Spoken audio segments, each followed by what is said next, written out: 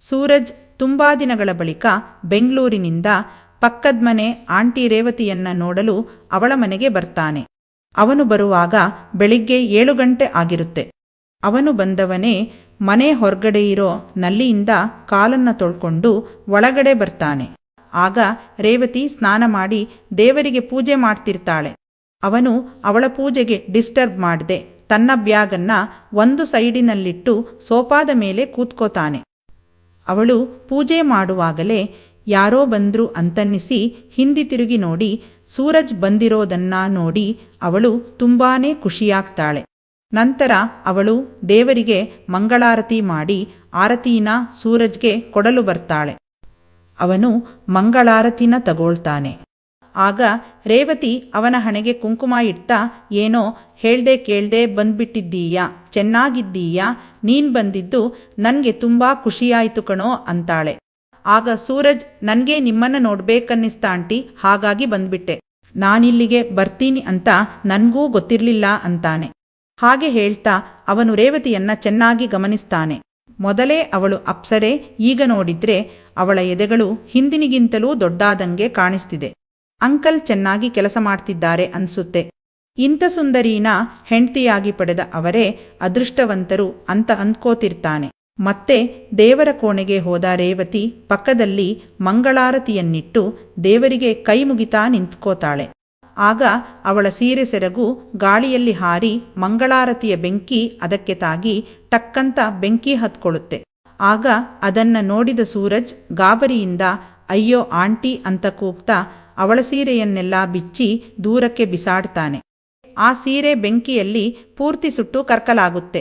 ಆಗ ಅವನು ರೇವತಿಯನ್ನ ನೋಡ್ತಾನೆ. ಅವಳು ಬರೀ ಲಂಗದಲ್ಲಿ ಮತ್ತು ರವಿಕೆಯಲ್ಲಿ ಮಾತ್ರ ಇರ್ತಾಳೆ. ಅವಳ ಮೈಮಾಟ ಅವನಿಗೆ ಹುಚ್ಚು ಹಿಡಿಸ್ತಿತ್ತು. ಅವನ ತಮ್ಮ ಎದ್ದು ನಿಂತು ಪ್ಯಾಂಟಿನಲ್ಲಿ ಉಗ್ರಾವತಾರವನ್ನೇ ಸೃಷ್ಟಿ ಮಾಡಿದ್ದ. ಇಂಥ ಚಾನ್ಸ್ ಮತ್ತೆ ಸಿಗಲ್ಲ ಅಂದ್ಕೊಂಡ ಸೂರಜ್ ಅವಳ ಲಂಗ ಮತ್ತು ಕಾಚಾವನ್ನ ಬಿಚ್ಚಿಯೆಸೀತಾನೆ. ಆಗ ರೇವತಿ ಅವನ ಮುಂದೆ ಬಟ್ಟೆಯಿಲ್ಲದೆ ಬೊಂಬೆಯಂತೆ ನಿಂತಿರ್ತಾಳೆ. ಆಂಟಿ, ನಿಮ್ಗೇನು ಆಗಿಲ್ಲ ತಾನೆ ಅಂತ ಅವಳ ಅಂಗಾಂಗಗಳನ್ನೆಲ್ಲ ಮುಟ್ಟೋದಕ್ಕೆ ಶುರು ಮಾಡ್ತಾನೆ. ಆದ್ರೆ ರೇವತಿ ಮಾತ್ರ ಅಲ್ಲಿ ನಡೆದ ಇನ್ಸಿಡೆಂಟ್ನಿಂದ ಶಾಕ್ನಲ್ಲಿರ್ತಾಳೆ. ಅವನು ಮುಟ್ಟುವಷ್ಟು ಮುಟ್ಟಿ ಒಳ್ಳೆ ಮಜಾ ತಗೋತಾನೆ. ಆಂಟಿ, ನಿಮ್ಗೆ ಏನೂ ಆಗಿಲ್ಲ ತಾನೆ ಅಂತ ಅವಳ ದೊಡ್ಡ ಹಣ್ಣುಗಳನ್ನ ಒತ್ತುತ್ತಾ ಚೆಕ್ ಮಾಡ್ತಿರುವಂತೆ ನಾಟಕ ಮಾಡ್ತಿರ್ತಾನೆ. ಆಗ ಶಾಕ್ನಿಂದ ಹೊರಗೆ ಬಂದ ರೇವತಿ ತಾನು ಈಗಿರೋ ಅವಸ್ಥೆಯನ್ನ ನೋಡಿ, ಏನೋ ಮಾಡ್ತಿದ್ದೀಯಾ ನೀನು ಅಂತ ನಾಚಿಕೆಯಿಂದ ಮೆಟ್ಟಿಲು ಹತ್ತಿ ತನ್ನ ಮೇಲಿನ ರೂಮ್ಗೆ ಓಡ್ತಾಳೆ. ಆಗ ಅವಳ ಹಣ್ಣುಗಳು ಗಲಗಲನೆ ಅಲ್ಲಾಡ್ತಿರುತ್ತೆ. ಅದನ್ನೆಲ್ಲ ನೋಡಿದ ಸೂರಜ್ಗೆ ಕಂಟ್ರೋಲ್ ಮಾಡ್ಕೊಳ್ಳೋಕಾಗ್ದೆ ಬಾತ್ರೂಮಿಗೆ ಹೋಗಿ ಅವಳ ಅಂದವನ್ನ ನೆನೀತಾ ಹೊಡ್ಕೊಂಡು ಆಚೆ ಬರ್ತಾನೆ. ಹೊರಗೆ ಬಂದ್ಮೇಲೂ ಅವಳ ಸುಂದರ ದೇಹದ ಚಿತ್ರಣ ಅವನ ಮನಸ್ಸಿನಿಂದ ಮರೆಯಾಗ್ಲಿಲ್ಲ. ಸೂರಜ್ಗೆ ಮೊದಲಿನಿಂದಲೂ ರೇವತಿ ಅಂದ್ರೆ ತುಂಬಾನೇ ಇಷ್ಟ. ಅವಳ ಅಂದ ಚೆಂದಕ್ಕೆ ಅವನು ಸದಾ ಅಭಿಮಾನಿ. ರೇವತಿ ಕೂಡ ಸೂರಜ್ನನ್ನ ತನ್ನ ಸ್ವಂತ ಮನೆಯವನ ರೀತಿ ನೋಡ್ಕೋತಿದ್ಲು. ಅವಳು ಮಾಡೋ ಅಡುಗೆಯಂದ್ರೆ ಸೂರಜ್ಗೆ ತುಂಬಾನೇ ಇಷ್ಟ. ಅವಳು ಮದುವೆಯಾಗಿ ಗಂಡನ ಮನೆಗೆ ಬಂದ್ಮೇಲೆ ಕೂಡ ರಜಾದಿನಗಳಲ್ಲಿ ಅವನನ್ನ ಮನೆಗೆ ಕರೀತಿದ್ಲು. ತನ್ನ ಸ್ವಂತ ಮಗನಿಗಿಂತ ಹೆಚ್ಚಾಗಿ ಅವನನ್ನ ನೋಡ್ಕೋತಿದ್ಲು. ಈಗ ಅದೇ ಆಂಟಿಯ ಜೀವವನ್ನ ಸೂರಜ್ ರಕ್ಷಿಸಿದ್ದಾನೆ. ಅವನೀಗ ಸೀದಾ ಮೆಟ್ಟಿಲು ಹತ್ತಿ ರೇವತಿ ಇರೋ ರೂಮ್ಗೆ ಹೋಗ್ತಾನೆ. ಅಲ್ಲಿ ಹೋಗಿ ಬಾಗಿಲು ಬಡಿದು ಒಳ್ಗೆ ಬರ್ಲಾ ಆಂಟಿ ಅಂತ ಕೇಳ್ತಾನೆ. ಆಗವಳು ಬಾರೋ, ಯಾಕಲ್ಲೇ ನಿಂತಿದ್ದೀಯಾ ಅಂತ ಹೇಳ್ತಾಳೆ. ಅವನು ಒಳಗಡೆ ಹೋಗಿ, ನಿಮ್ಗೇನು ಆಗಿಲ್ಲ ತಾನೇ ಆಂಟಿ, ನನ್ಗೆಷ್ಟು ಭಯ ಆಯ್ತು ಗೊತ್ತಾ, ನನ್ನ ಜೀವನೇ ಒಂದ್ಸಲ ಹೋದಂಗಾಯ್ತು, ಇನ್ನಾದ್ರೂ ಸ್ವಲ್ಪ ಜಾಗ್ರತೆ ಮಾಡ್ಕೊಳ್ಳಿ ಅಂತ ಹೇಳ್ತಾನೆ. ಆಗವಳು, ನಾನು ದೇವರನ್ನ ನಂಬಿದಕ್ಕೂ ಅವನು ನನ್ನ ಕೈ ಬಿಡ್ಲಿಲ್ಲ. ಇವತ್ತು ಆಗ್ತಿರೋ ದೊಡ್ಡ ಅನಾಹುತಾನ ನಿನ್ನ ಕೈಯಿಂದ ತಪ್ಪಿಸಿದ್ದಾನೆ. ನೀನು ಬರ್ದೇ ಹೋಗಿದ್ರೆ ನನ್ಗೆ ಅದೇನಾಗ್ತಿತ್ತೋ ಏನೋ, ಥ್ಯಾಂಕ್ಯೂ ಕಣೋ ಅಂತ ಹೇಳ್ತಾಳೆ. ನಂತರ ನೀನೇನೂ ತಿಂದಿಲ್ಲ ತಾನೆ, ಬಾ ಇಬ್ಬರೂ ಒಟ್ಟಿಗೆ ಕಾಫಿ ಕುಡಿಯೋಣ ಅಂತ ಹೇಳಿ ಅವನನ್ನ ಕೆಳಗಡೆ ಕರ್ಕೊಂಡು ಬರ್ತಾಳೆ. ಅವನನ್ನ ಡೈನಿಂಗ್ ಟೇಬಲ್ ಮೇಲೆ ಕೂರಿಸಿ ಪರೋಟ ಮತ್ತು ಮಟನ್ ಸಾರನ್ನ ಬಡಿಸ್ತಾಳೆ.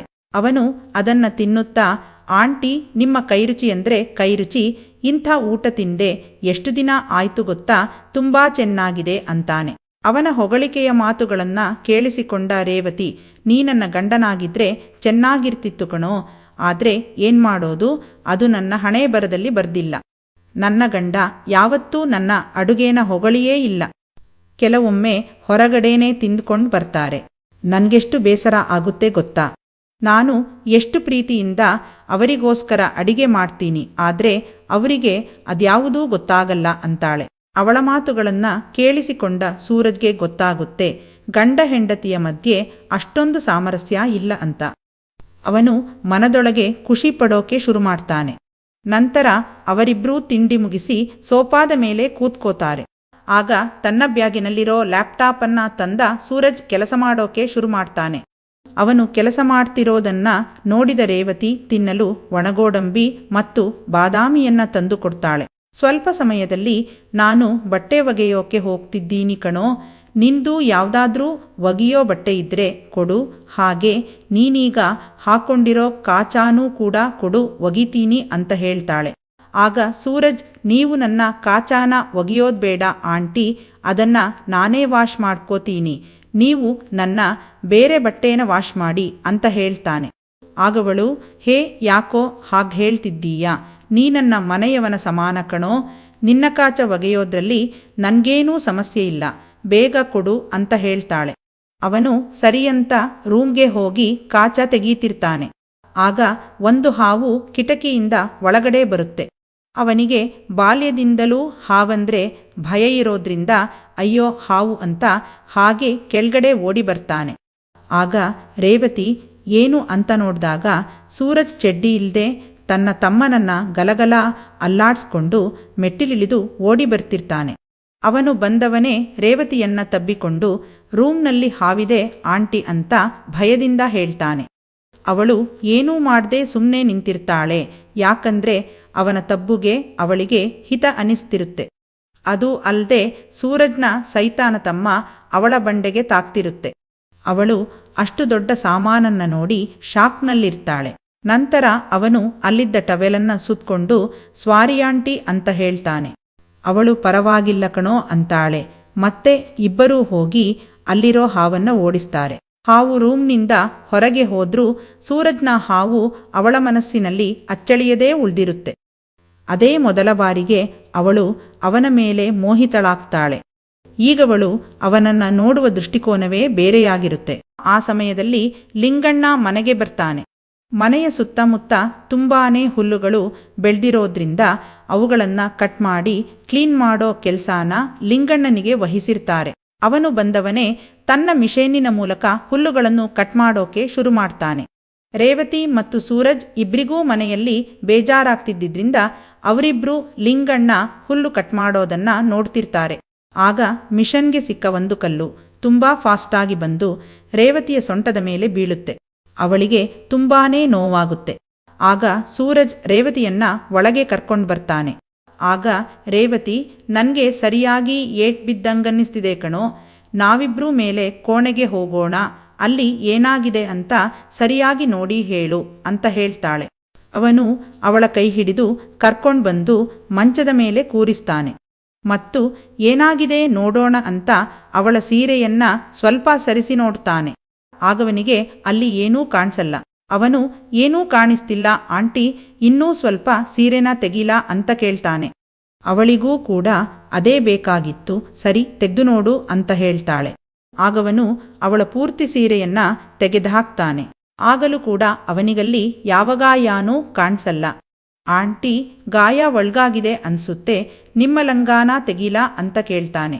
ಅವಳು ಸಮ್ಮತಿ ಕೊಟ್ಟ ಕೂಡಲೇ ಸೂರಜ್ ಅವಳ ಲಂಗದ ಲಾಡಿನ ಬಿತ್ತಾನೆ. ಆಗ ಲಂಗ ಅವಳ ಕಾಲ ಕೆಳಗೆ ಬೀಳುತ್ತೆ. ಅವಳು ಹಾಕಿರೋ ಕೆಂಪು ಕಾಚ ಅವನ ಕಣ್ಣಿಗೆ ಕಾಣಿಸುತ್ತೆ. ಅದನ್ನ ನೋಡಿದ ಕೂಡಲೇ ಅವನ ತಮ್ಮ ನೆಟ್ಟಗೆ ನಿಂತ್ಕೋತಾನೆ. ಅವನಿಗೆ ಅವಳ ಮೇಲೆ ಆಸೆಯಾಗ್ತಿದ್ರೂ ತನ್ನನ್ನು ತಾನು ಕಂಟ್ರೋಲ್ ಮಾಡಿಕೊಂಡು ಏಟು ಬಿದ್ದ ಜಾಗಕ್ಕೆ ಮುಲಾಮು ಹಚ್ತಾನೆ. ಅವನ ಕೈ ಸ್ಪರ್ಶದಿಂದ ಅವಳು ತರತರನೇ ನಡುಗಿ ಹೋಗ್ತಾಳೆ. ಆಗವಳು, ಅಲ್ಲಿ ಮಾತ್ರ ಏಟು ಬಿದ್ದಿದ್ದಲ್ಲ ಕಣೋ, ನನ್ನ ಹೂವಿಗೂ ಏಟು ಬಿದ್ದಿದೆ, ಕಾಚಾ ಕಳಚಿ ಏನಾಗಿದೆ ನೋಡು ಅಂತ ಹೇಳ್ತಾಳೆ. ಅವನ ಕೈ ನಡುಗುತ್ತಿದ್ದರೂ ಅವಳ ಕಾಚಾನ ಬಿಚ್ಚಿ ನೋಡ್ತಾನೆ. ಅಲ್ಲಿ ಏನೂ ಏಟಾಗಿರಲ್ಲ. ಇಲ್ಲ ಆಂಟಿ, ಇಲ್ಲಿ ಏನೂ ಆಗಿಲ್ಲ ಅಂತಾನೆ. ಅದ್ನನ್ಗೆ ಗೊತ್ತಿದೆ, ನೀನಲ್ಲಿಗೆ ಏನಾದ್ರೂ ಮಾಡ್ತೀಯಾ ಅಂತ ಕೇಳ್ತಾಳೆ. ಆಗ ಸೂರಜ್ಗೆ ರೇವತಿಯ ಮನಸ್ಸು ಗೊತ್ತಾಗುತ್ತೆ. ಮೊದಲೇ ಅವಳ ಅಂದಕ್ಕೆ ಮನಸ್ಸೋತಿರೋ ಸೂರಜ್ ನಾಚುತ್ತಾ ಹಾ ಆಂಟಿ ಮಾಡ್ತೀನಿ ಅಂತ ಹೇಳ್ತಾನೆ. ಆಗ ರೇವತಿ, ಅಯ್ಯೋ ನನ್ನ ಮುದ್ದು ಕಂದ, ಹಾಗಾದ್ರೆ ನಿನ್ನ ಬಟ್ಟೆಯನ್ನೆಲ್ಲ ಬಿಚ್ಚು ಅಂತಾಳೆ. ಈಗ ಇಬ್ಬರ ಮೈಮೇಲೂ ಒಂದು ತುಂಡು ಬಟ್ಟೆಯಿರಲ್ಲ. ಇಬ್ಬರೂ ಮುತ್ತುಗಳ ವಿನಿಮಯ ಮಾಡಿಕೊಳ್ತಾ ರುಬ್ಬಾಟದಲ್ಲಿ ತೊಡಗ್ತಾರೆ. ರೇವತಿ ಯಾವತ್ತೂ ನೋಡಿರದ ಸುಖವನ್ನ ಸೂರಜ್ ಅವಳಿಗೆ ಕೊಡ್ತಾನೆ. ಇಬ್ಬರೂ ಎಲ್ಲಾ ಮುಗಿಸ್ಕೊಂಡು ಹೊರಗೆ ಬರುವಾಗ ಸಂಜೆ 5 ಗಂಟೆ ಆಗಿರುತ್ತೆ. ಲಿಂಗಣ್ಣ ಹುಲ್ಲನ್ನೆಲ್ಲ ಕತ್ತರಿಸಿ ಮನೆಯ ಸುತ್ತಮುತ್ತಲೂ ತುಂಬಾನೇ ಕ್ಲೀನಾಗಿ ಮಾಡಿರ್ತಾನೆ. ಅವನು ತನ್ನ ಮೆಷಿನ್ನನ್ನ ಗಾಡಿಗೆ ಹಾಕಿ ಮನೆಯ ಬಾಗಿಲ ಬಳಿ ಬಂದು, ಅಮ್ಮವ್ರೇ ಎಲ್ಲಾ ಕೆಲಸ ಮುಗೀತು ಅಂತ ಕೂಗಿ ಹೇಳ್ತಾನೆ. ಆಗ ಹೊರಗಡೆ ಬಂದ ಅವರಿಬ್ಬರೂ ಅವನಿಗೆ ಹಣ ಕೊಟ್ಟು ಕಳುಹಿಸ್ತಾರೆ. ಅವನು ತನ್ನ ಗಾಡಿಯನ್ನ ಸ್ಟಾರ್ಟ್ ಮಾಡಿಕೊಂಡು ಮನೆ ಕಡೆ ಹೊರಡ್ತಾನೆ. ಅದಾದ ಸ್ವಲ್ಪ ಹೊತ್ತಿನಲ್ಲಿ ಅಂಕಲ್ ದಿನೇಶ್ ಬರ್ತಾರೆ. ಅವರು ಬಂದವರೇ ಸೂರಜ್ನನ್ನು ಕಂಡು ಖುಷಿಯಾಗಿ ಹೇಗಿದ್ದೀಯೋ ಅಂತ ಕೇಳ್ತಾರೆ. ಇಬ್ಬರೂ ಪರಸ್ಪರ ಕುಶಲೋಪರಿಗಳನ್ನ ವಿಚಾರಿಸಿಕೊಳ್ಳೋಕೆ ಶುರು ಮಾಡ್ತಾರೆ. ನಿಜ ಹೇಳ್ಬೇಕಂದ್ರೆ ದಿನೇಶ್ಗೂ ಕೂಡ ಸೂರಜ್ ಅಂದ್ರೆ ತುಂಬಾನೇ ಪ್ರೀತಿ. ಅವರು ಕೂಡ ಅವನನ್ನ ತನ್ನ ಮನೆಯವನ ರೀತಿ ನೋಡ್ಕೋತಾರೆ. ಸೂರಜ್ ಬಂದ ಖುಷಿಗೆ ದಿನೇಶ್ ಪೇಟೆಗೆ ಹೋಗಿ ನಾಟಿ ಕೋಳಿ ತಗೊಂಡು ಬರ್ತಾರೆ. ನಾಟಿ ಕೋಳಿ ಅಂದ್ರೆ ರೇವತಿಗೂ ಸೇರಿದಂತೆ ಸೂರಜ್ಗೂ ಕೂಡ ಬಲು ಇಷ್ಟ. ಹಳ್ಳಿ ಶೈಲಿಯಲ್ಲಿ ನಾಟಿ ಕೋಳಿ ಸಾರನ್ನ ಮಾಡಿದ ರೇವತಿ ಬಿಸಿ ಬಿಸಿಯಾಗಿ ಚಪಾತಿಯನ್ನ ಕೂಡ ಮಾಡ್ತಾಳೆ. ಹೊಟ್ಟೆ ತುಂಬಾ ಊಟ ಮಾಡಿದ ಎಲ್ಲರೂ ರಾತ್ರಿ 1 ಗಂಟೆವರೆಗೂ ಹರಟೆ ಹೊಡೀತಾ ಸಂತೋಷದಿಂದಿರ್ತಾರೆ. ಆದ್ರೆ ರೇವತಿಯ ಕಣ್ಣುಗಳು ಮಾತ್ರ ಸೂರಜ್ನ ಪ್ಯಾಂಟಿನ ಮೇಲಿತ್ತು. ಸೂರಜ್ ಕೂಡ ನಾನೇನು ಕಮ್ಮಿ ಇಲ್ಲ ಎನ್ನುವಂತೆ ಅವಳ ತುಂಬಿದ ಎದೆಗಳನ್ನ ನೋಡ್ತಿರ್ತಾನೆ. ಹಸಿದ ನಾಯಿಗೆ ರೊಟ್ಟಿ ಸಿಕ್ಕಿ ಹೊಟ್ಟೆ ತುಂಬಿದ್ಮೇಲೆ ಒಮ್ಮೆ ರುಚಿಸಿದ ನಾಯಿಗೆ ಆ ರೊಟ್ಟಿ ಮತ್ತೆ ಮತ್ತೆ ಬೇಕಂತ ಹೇಗನ್ನಿಸುತ್ತೋ ಹಾಗೇ ರೇವತಿ ಮತ್ತು ಸೂರಜ್ ಕೂಡ ತಾವು ಪಡೆದ ಸುಖವನ್ನ ಮತ್ತೆ ಪುನಃ ಪಡೀಬೇಕೆಂದು ಹಾತೊರಿತಿರ್ತಾರೆ. ಇದಾದ ಬರೋಬ್ಬರಿ 8 ದಿನಗಳು ಅವರಿಬ್ಬರೂ ಹೊತ್ತು ಗೊತ್ತಿಲ್ಲ ಅನ್ನುವಂತೆ ಮಾಡಿಸಿಕೊಳ್ಳುತ್ತಿದ್ದರು. 8 ದಿನಗಳ ನಂತರ ಸೂರಜ್ಗೆ ಕಂಪನಿಗೆ ಹೋಗ್ಬೇಕಾಗುತ್ತೆ. ಅವನನ್ನ ಕಳಿಸಿಕೊಡೋಕೆ ರೇವತಿ ಮತ್ತು ದಿನೇಶ್ ಇಬ್ರಿಗೂ ಇಷ್ಟ ಇರಲಿಲ್ಲ. ಹಾಗೆ ರೇವತಿಯನ್ನ ಬಿಟ್ಟು ಹೋಗೋಕೆ ಸೂರಜ್ಗೂ ಇಷ್ಟ ಇರಲಿಲ್ಲ. ಆದ್ರೆ ಕೆಲಸದ ಸಲುವಾಗಿ ಅವನಿಗೆ ಹೋಗ್ಲೇಬೇಕಾಗುತ್ತೆ. ಆ ದಿನ ಸಂಜೆ 6 ಗಂಟೆಗೆ ಬಸ್ಸಿತ್ತು. ಅವರಿಬ್ಬರದ್ದು 1 ರೌಂಡ್ ಆಟ ಮುಗಿದ ನಂತರ ರೇವತಿ ಅವನನ್ನ ಬಸ್ ಸ್ಟ್ಯಾಂಡಿಗೆ ಬಿಡಲು ಬರ್ತಾಳೆ. ಅವಳ ಕಣ್ಣುಗಳಲ್ಲಿ ನೀರು ಹೊಳೆಯಾಗಿ ಹರಿಯುತ್ತಿರುತ್ತೆ. ಅವಳು ಅವನನ್ನ ಗಟ್ಟಿಯಾಗಿ ತಪ್ಕೊಂಡು ಅಳ್ತಾಳೆ. ಆಗ ಸೂರಜ್, ಯಾಕಾಂಟಿ ಅಳ್ತಿದ್ದೀರಿ, ಆದಷ್ಟು ಬೇಗ ಬರ್ತೀನಿ, ಸಮಾಧಾನ ಮಾಡ್ಕೊಳ್ಳಿ ಅಂತ ಹೇಳ್ತಾನೆ. ಅಷ್ಟರಲ್ಲಿ ಕೆಲಸ ಮುಗಿಸ್ಕೊಂಡು ದಿನೇಶ್ ಕೂಡ ಅಲ್ಲಿಗೆ ಬರ್ತಾನೆ. ಅವನು ಕೂಡ ಸೂರಜ್ನ ತಪ್ಕೊಂಡು ಮತ್ತೊಮ್ಮೆ ಪ್ರೀಸಿಕ್ಕಾಗ ಮನೆಗೆ ಬಾ ಅಂತ ಹೇಳ್ತಾನೆ. ಸ್ವಲ್ಪ ಹೊತ್ತಿನಲ್ಲಿ ಬಸ್ ಬರುತ್ತೆ. ಸೂರಜ್ ವಲ್ಲದ ಮನಸ್ಸಿನಿಂದ ಬಸ್ ಹತ್ತಿ ಬೆಂಗಳೂರಿನ ಕಡೆ ಪಯಣ ಮಾಡಿದ್ರೆ ರೇವತಿ ಮತ್ತು ದಿನೇಶ್ ಕೂಡ ಭಾರವಾದ ಹೃದಯದಿಂದ ಕಾರನ್ನ ಡ್ರೈವ್ ಮಾಡಿಕೊಂಡು ಮನೆ ಕಡೆಗೆ ಹೊರಡ್ತಾರೆ.